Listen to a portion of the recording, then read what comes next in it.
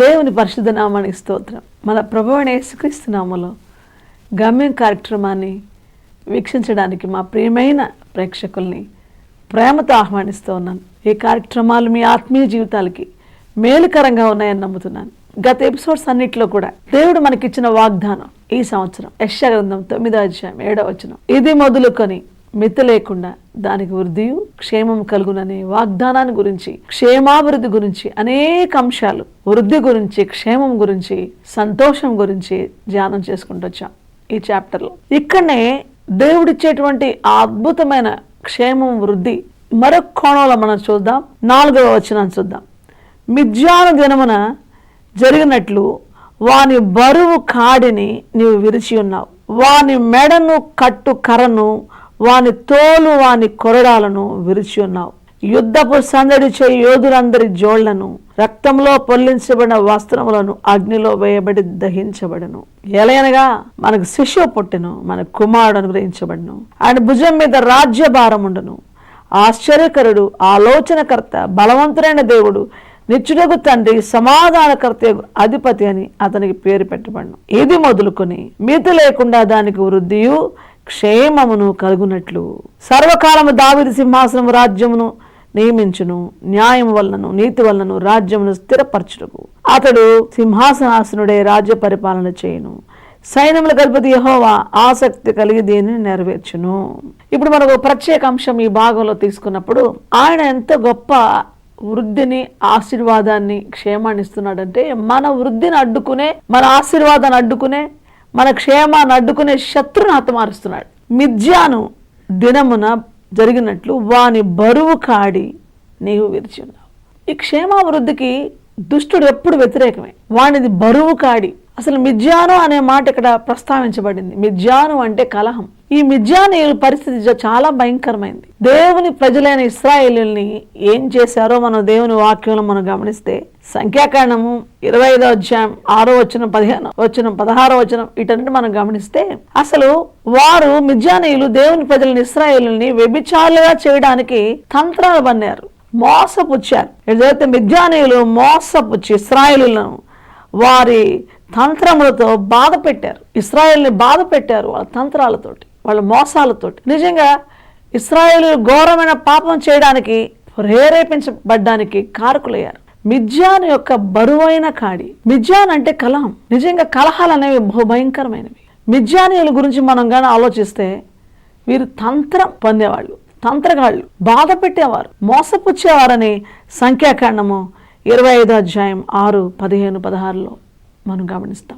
ఇశ్రాయేలు పరిశుద్ధంగా ఉండే దేవుని ప్రజలైన ఇశ్రాయేలుల్ని దారి తప్పించడానికి ప్రయత్నించారు. దైవశక్తికి వ్యతిరేకంగా వారిని వ్యభిచారులుగా మార్చడానికి, వారిని దారి తప్పించడానికి, దేవుని ఎదుట అక్రమంగా ప్రవర్తించడానికి వారు పూనుకున్నారు. ఈ విషయాన్ని ఒక ఇశ్రాయేలీయుడు ఒక మిద్యాని స్త్రీని గుడారంలో తీసుకొచ్చినప్పుడు ఫీనెహాసు దేవుని ఆసక్తితోటి మండుతూ ఆ ఇద్దరిని కడుపులో గుండా పొడిచి ఆ తెగుల్ని, ఆ దోషానికి పరిహారం చేసి దేవుని చిత్తాన్ని నెరవేర్చాడు. ఈ దినాన్ని కూడా మిద్యాను పనిచేస్తుంది. దైవత్వ శక్తి పవిత్రమైంది. దేవుని వాక్యం పవిత్రతకు నిన్ను ప్రేరేపిస్తుంది. దేవుని వాక్యం యథార్థంగా బ్రతకమని చెప్తుంది. దేవుని వాక్యము నిన్ను ఈ నీచమైన శరీర కార్యాల్ని విడిచిపెట్టి దేవునికి మహిమకరంగా, క్షేమంతో, ఆశీర్వాదంతో వర్ధిల్లడానికి నిన్ను ప్రేరేపిస్తుంది. కాముకత్వపు శక్తి, వ్యభిచార మనస్సు, బహుభయంకరమైన అక్రమ కార్యాలు, కుటుంబాలు విచ్ఛిన్నం అయిపోతున్నాయి. మిద్యాను కలహాలతోటి, క్రూరమైన మోస కార్యాలతోటి, యవ్వన బిడ్డల్ని దారి తప్పించేటువంటి అక్రమ జార కార్యాలతోటి పురుషుల్ని, స్త్రీలని నిజంగా ఈ దినాన్ని ఎన్నడూ ఊహించలేనంతగా వివాహాలు, కుటుంబాలు ఘోరమైన, అపవిత్రకరమైన అక్రమ జీవితంలో ఉండడం అనేది ఆనాటి మిద్యాను ఈనాడు కూడా పనిచేస్తుంది. ఎందుకు కలహాలు వస్తున్నాయి? భార్య మీద తనకి ఎందుకు ఇష్టం లేదు? కారణం ఇంకొక స్త్రీ మీద ఇష్టం ఉంది. భర్తతో ఎందుకు కలహమో, అతనంటే ఎందుకు ఇష్టం లేదు, మరొకరు ఆకర్షిస్తున్నారు. ఎదురైనా అక్రమ జీవితాలు ఈ రీతిగా ఉన్నప్పుడు కాడి బరువుగా ఉంది. ఎంతగా వారు ప్రయాసపడి వృద్ధి చేసుకుందామన్నా వారి వ్యభిచార మనసు వారిని దారి తప్పిస్తుందంట. వారు ఎంతగా వ్యభిచారం చేసినా వృద్ధి పొందలేకపోతున్నారట. దేవుని వాక్యం చెప్తుంది. కాబట్టి ఇక్కడ రాయబడిన మాట చూస్తే ఆలోచించండి. ఈ మిద్యానీయులు ఇశ్రాయేలు మీద బరువుగా కాడిని పెట్టారు. అందుకే మనం యెషయా గ్రంథం 9వ అధ్యాయం 4వ వచనంలో మిద్యాను దినమున జరిగినట్లు వాని బరువు కాడిని నువ్వు విరిచి ఉన్నావు, వారి మెడ కట్టు కర్రను, వాని తోలు, వాని కొరడాలను విరిచి ఉన్నావు. మెడ మీద వాడు కర్ర పెట్టి తోలుతున్నాడు. వాడి ఇష్టం వచ్చిన దారికి తీసుకెళ్తున్నాడు. త్రాగుబోతులుగా మారుస్తున్నాడు, తిరుగుబోతులుగా మారుస్తున్నాడు, దొంగలుగా మారుస్తున్నాడు, దూషకులుగా మారుస్తున్నాడు, మోసం చేస్తున్నాడు. భయం లేకుండా, భక్తి లేకుండా విచ్చలవిడిగా జీవితాలను నాశనం చేసుకుంటూ అణచివేతకి గురి చేస్తున్నాడు. అంతేకాకుండా గమనించండి, మిద్యాన్ చేసే పని ఏంటంటే దేవుని వాక్యంలో బరువుగా, మిద్యాన్లో ఉన్నటువంటి పరిస్థితి ఏంటంటే అణచివేత. దేవుని ప్రజల్ని న్యాయాధిపతులు 6వ అధ్యాయం 1-2 వచనాలు, ఇశ్రాయేలీయులు యెహోవా దృష్టికి దోషులైనందున యెహోవా 7 ఏండ్లు వారిని మిద్యానీయులకు అప్పగించెను. మిద్యానీయుల చెయ్యి ఇశ్రాయేలు మీద హెచ్చాయను గనుక వారు మిద్యానీయులు ఎదుట నిలువలేక కొండలోనున్న వాగులను, గుహలను, దుర్గములను తమకు సిద్ధపరచుకుండ్రి. మిద్యానీయుల ముందు నిలబడలేకపోతున్నారు. దేవుని దృష్టికి వ్యతిరేకంగా జీవించే వాళ్ళని ఇక దేవుడు ఏం చేస్తాడు? శత్రువుకు అప్పచెప్పేస్తాడు. దేవుని హస్తం నీకు తోడుగా లేదంటే శత్రు హస్తము నిన్ను ఆడుకుంటుంది, కర్ర పెట్టి తోలుతుంది, కొరడా విసురుతుంది, ఇష్టం వచ్చినట్లు నీ కుటుంబాన్ని విచ్ఛిన్నం చేస్తుంది. ఇక్కడ రాయబడిన మాట, మిద్యానీయుల చెయ్యి ఇశ్రాయేలు మీద హెచ్చాయను. అసలు దేవుని పిల్లలకు ఆశీర్వాదం ఏంటంటే నువ్వు తలగా ఉంటావే గాని తోకగా ఉండవు. మనం దేవుని వాక్యంలో కొన్ని సత్యాలు మనం చూస్తే దేవుని పిల్లల్ని దేవుడు ఆశీర్వదిస్తున్నాడు. ద్వితీయోపదేశకాండం 28వ అధ్యాయం మనం గమనిస్తే నువ్వు పైవాడుగా ఉంటావు కానీ క్రిందవాడుగా ఉండవు. నువ్వు తలగా ఉంటావు కానీ తోకగా ఉండవు. నీ చేయి పైన ఉంటుంది కానీ నువ్వు ఎవరి అధీనంలో ఉండవు, అధికారిగా ఉంటావు. అటువంటి ఆశీర్వాదాలు దేవుని మాటని శ్రద్ధగా నువ్వుని దేవుని వాక్య ప్రకారం జీవిస్తే, నిజంగా ఒక చిన్న మాట నేను మీకు చెప్తాను.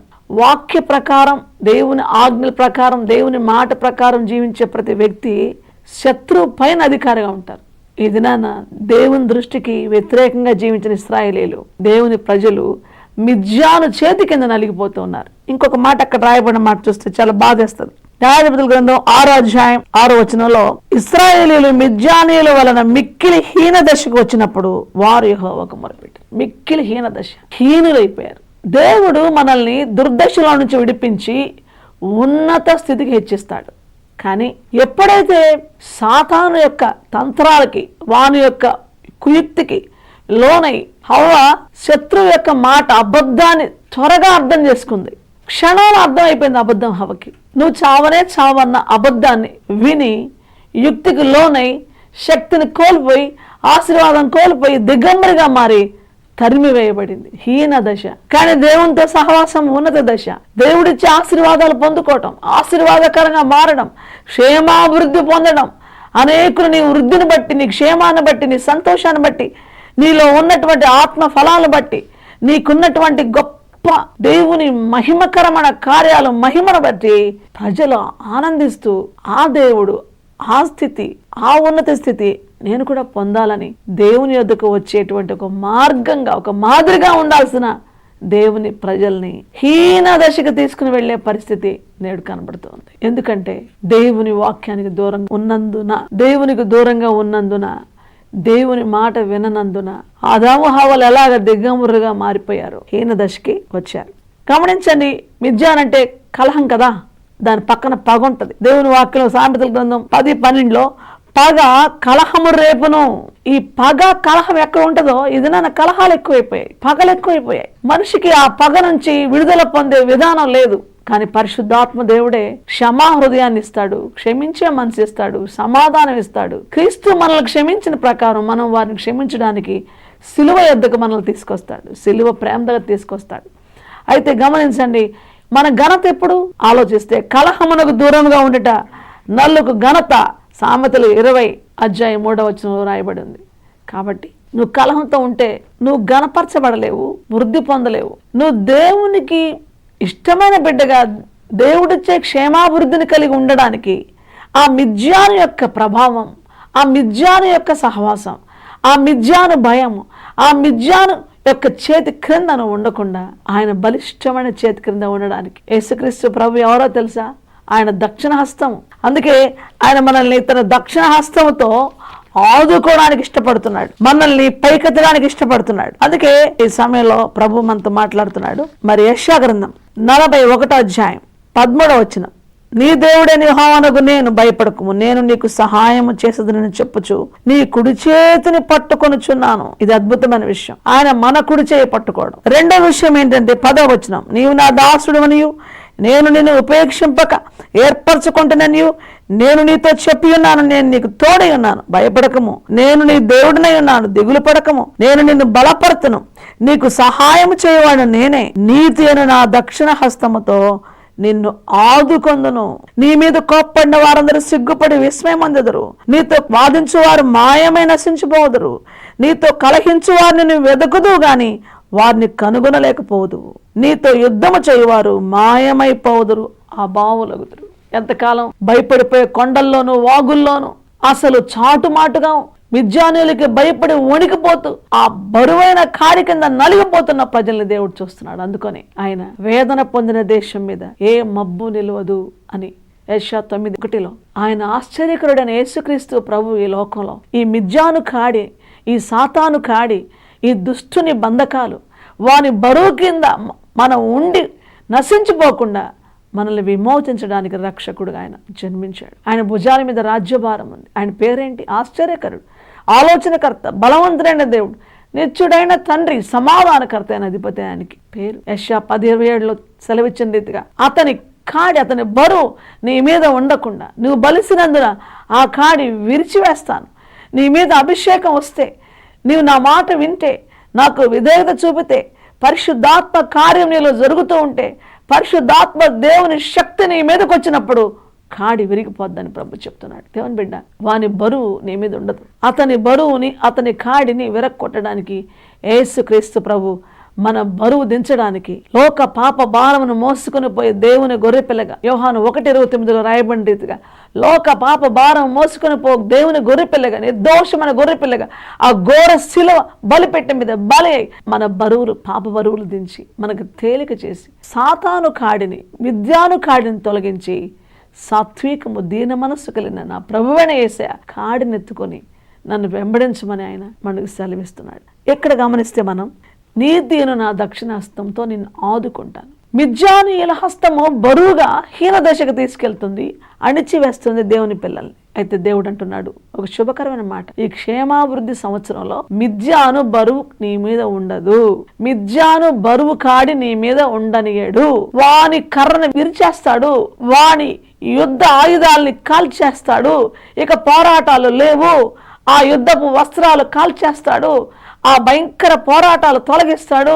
కోప్పడిన వారిని, నీకు విరోధంగా ఉన్న వారిని, నిన్ను సిగ్గుపరిచేవారిని, అసలు నీకు బహుభయంకరంగా బాధ పెట్టేవారిని నీకు కనబడకుండా చేస్తాడు. అటువంటి గొప్ప కార్యాలు చేయబోతున్నాడు. భయపడొద్దు, దిగులు పడొద్దని చెప్తున్నాడు. కాబట్టి నువ్వు శత్రువు అయిన మిద్యాను చేతి కింద అడపబడి ఉంటావా, హీన దశలో ఉంటావా, లేదా యేసుక్రీస్తు ప్రభు నీతి అని నా దక్షిణ హస్తం అంటే ఆయనే. యేసుక్రీస్తు ప్రభుకి హస్తం అని పేరు, ఆయనకి యెహోవా బాహు అని పేరు. అటువంటి నీతి, ఆయన నీతిని నెరవేర్చడానికి వచ్చాడు, మన జీవితాలు విడిపించడానికి వచ్చాడు. ఆయన చేతికి నువ్వు నీ జీవితాన్ని అప్పగించాలి. ఆయన చేతిలో ఉండాలి, ఆయన చేతి నీడల్లో ఉండాలి, ఆయన చేతి యొక్క ఆశీర్వాదాలు నీ మీద ఉండాలి. ఆయన చేతిలో వచ్చే స్వస్థ శక్తి నీ దగ్గరికి రావాలి. ఆయన చేతిలో ఉండే భద్రత నీకు కావాలి. ఆయన చేతిలో ఉన్న క్షేమం నీకు కావాలి. ఆయన చేతిలో నువ్వు వర్ధిల్లుతావు. 5 రొట్టెలు 2 చేపలు 5,000 మందికి ఎలాగా అద్భుతమైన రీతిగా ఆ చిన్న బాలుడి యొక్క ఆ కొద్ది ఆహారం వర్ధిల్లినట్లుగా అంతమందికి అది వృద్ధి పొంది ఆకలి తీర్చినట్లుగా నిన్ను వర్ధిల్లు చేస్తాడు. నువ్వు ముందు కొంచెంగా కనబడినా, కొద్దిగా కనబడినా, చాలా తక్కువగా కనబడినా అంతకంతగా వర్ధిల్లే స్థితి నీకు ఇస్తాడు. ఆయన చేతిలోకి రావాలి, ఆయన నీ జీవితంలోకి ఆహ్వానించాలి. ఆయన రక్తంలో నీ పాపాలు కడుక్కోవాలి. ఆయనే యేసు ప్రభువే నా రక్షకుడు, నా దేవుడు, నా కోసం శిలువలో ప్రాణం పెట్టాడు, రక్తం కార్చాడు, చనిపోయి తిరిగి లేచాడు, నేడు సజీవుడుగా ఉన్నాడు, త్వరలో రానై ఉన్నాడు, నిత్య జీవం అనే వరం నాకు ఇచ్చాడు. ఆయన నమ్ముకున్నాను. నిత్య జీవం అనేది మన జీవితానికి శాశ్వతమైంది. నిత్య రాజ్యంలో మనం యుగాలు జీవించడానికి మనకు అర్హత కలిగించింది. అటువంటి స్థితిని ఆయనతోనే ఉంటాను. నా రాజు ఆయన, ఆయన భుజాల మీద రాజ్యభారం ఉంది.